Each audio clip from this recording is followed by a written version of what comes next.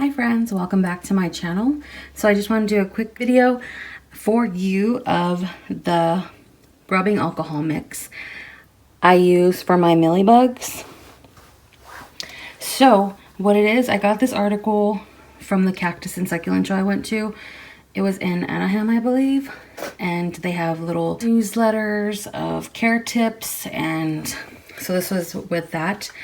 And so I just wanted to share with you. It's also found, you could also find it online, and I'll put the link below of where you can find it. The newsletter was written by Chuck Staples, and it refers to another article written by Marina Wellham about Isabel McDermott, I think it is. Yeah, McDermott.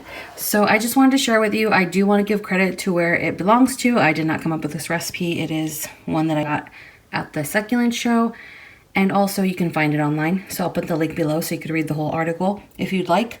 And it also has the recipe for the bug treatment. Okay, so what it is 4 pints of your rubbing alcohol, but the 70% one. Then you put 4 drops of Dawn soap, or it also says Ivory dishwashing soap. This is what I was told I could use. 4 drops of this, 4 drops of this, and the rest water. So this is in a gallon container. So if you're not making a gallon, you can just break it down to whatever size pitcher you want to fill. I usually will just make enough for my water bottle here, my spray bottle here. I just wanted to share that with you. I've been using this rubbing alcohol mix for at least 3 months now, 3 to 4 months. And I notice it really does work. I use it when I see the mealybugs, and then I use it like sometime after. You can spray it, leave it for about 20 minutes or 30 minutes, and then rinse your plant off. I've had cases where I've done that with my more sensitive succulents, but with my succulents that I'm not really worried about, the hardier succulents like my jades, I would just spray it and leave it. But if you have pets around or little kids that will, touch it, you wouldn't want them to consume any of that stuff. So it's really up to you and your preference. But yeah, I wanted to share with you. I have got some questions about what I use. I used to use the Bare Rose and Flower spray, but I found this one and it's a lot cheaper. I think I got this from Walmart for under $3. The Tabasco could be a little expensive, but it lasts forever for this mix. I got this one from the 99-cent store, so I don't know if it says non-concentrate, so I don't know if the regular one is more effective. So you might just, it's to your discretion, whatever you want to use. And then of course your water. So yeah, I just wanted to share that with you. Use it at your own discretion.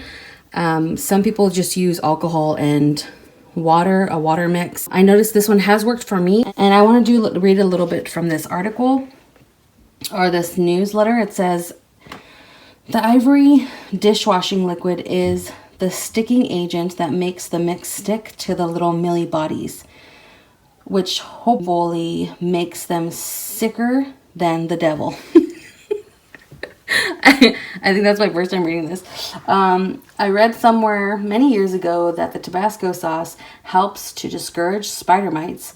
I've used this mix for years and I've never seen any bad effects on my plants. Although I don't have any scientific data on the effects of this mix on millies and spider mites, I believe I've kept population down some by my constant use of it. I have a number of squirt bottles full of the mix strategically placed near my plants for immediate use when I need it. So yeah, you just got to try it, see if it works for you. And if you want to keep on using it, you use it. If you want to use the one that's already pre-made, that could be a little more pricey. You use what works for you. And so I just wanted to share what I use.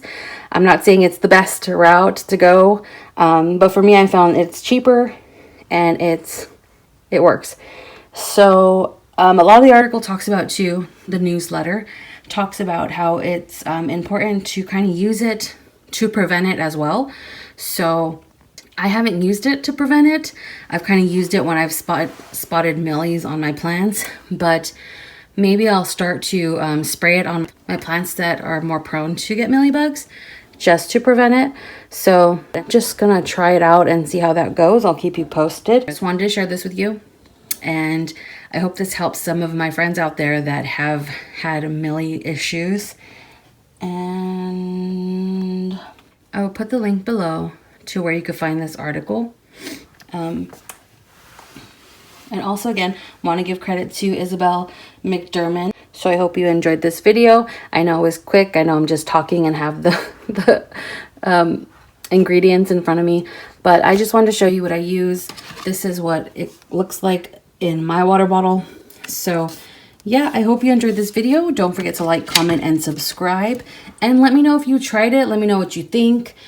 But yeah, if you're gonna spray your plants, make sure that you don't leave them in the sun. It will not be good if you spray your plants and leave them in the sun with the rubbing alcohol and all this, all these ingredients. So if you're gonna spray your plant, make sure they're protected from the sun, and let me know how it goes for you. I hope you all the best with your mealy issues, and I will talk to you all next video. Bye.